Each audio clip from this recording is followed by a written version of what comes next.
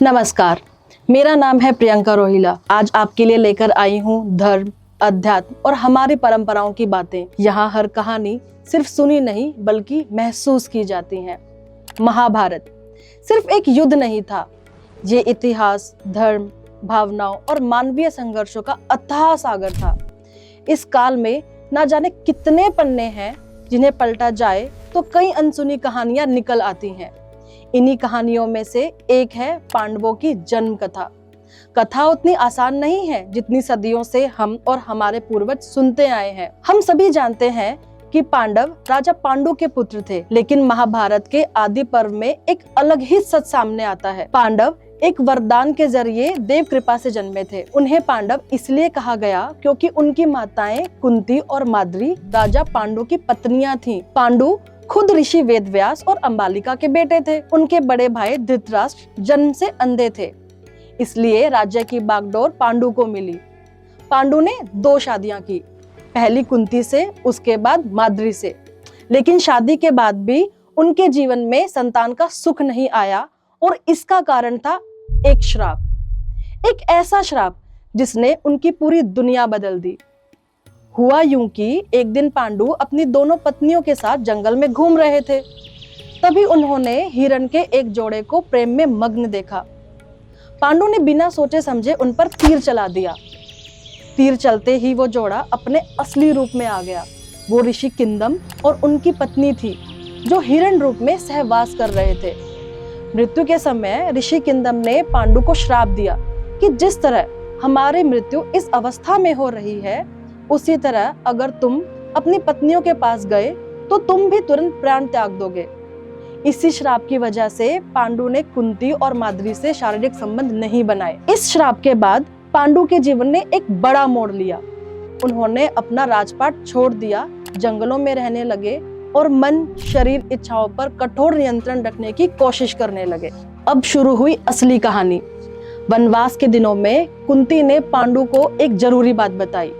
यह एक रहस्य था जो कुंती ने अपने विवाह से भी पहले छिपा कर रखा था। कुंती को महर्षि दुर्वासा ने एक ऐसा मंत्र दिया था जिससे वो किसी भी देवता का आह्वान कर सकती थी और देव कृपा से उनको संतान मिल सकती थी। इस मंत्र की जानकारी ने पांडु के जीवन में एक नई आशा जगाई।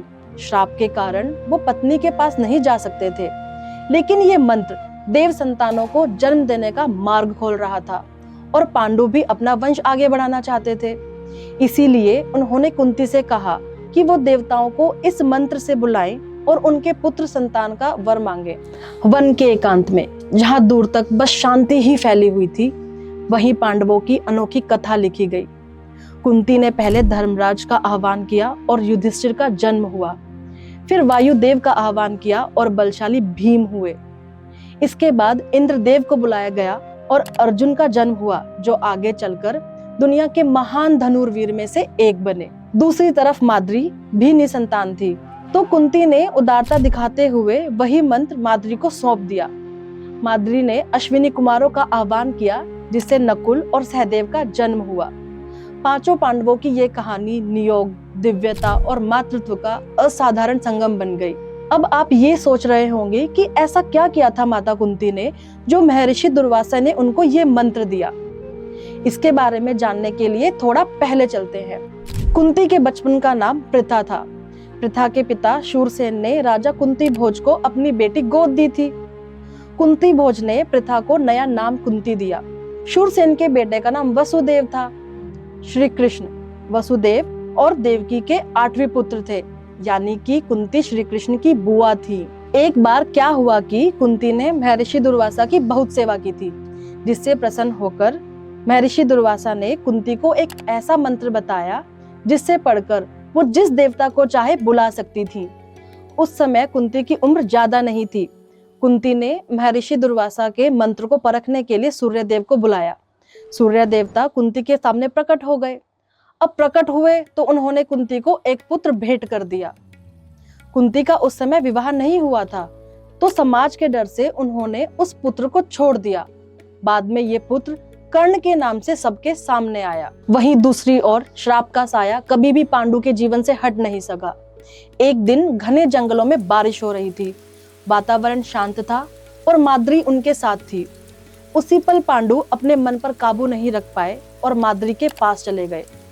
जैसे ही वो उनके निकट पहुंचे, ऋषि किंदम का श्राप पूरा हो गया। पांडु की वही मृत्यु हो गई। माद्री अपने पति की मृत्यु सहन नहीं कर पाई और सती हो गई। अब कुंती को अकेले ही 5 पांडवों की देखभाल करनी थी और यही वो शुरुआत थी जिसने आने वाले सालों में इतिहास की दिशा बदल दी। ये कहानी सिर्फ जन्म की नहीं, ये कहानी है नियति की। ये कहानी है श्राप, वरदान, आस्था, संघर्ष और मातृत्व की। और ये कहानी महाभारत के उन अनगिनत पन्नों में से एक है जिससे पलटते ही समय के पार छिपा सत्य सामने आ जाता है। और अगर आपको ये वीडियो पसंद आई हो तो इसे लाइक और शेयर करें और हमारे चैनल को सब्सक्राइब करें।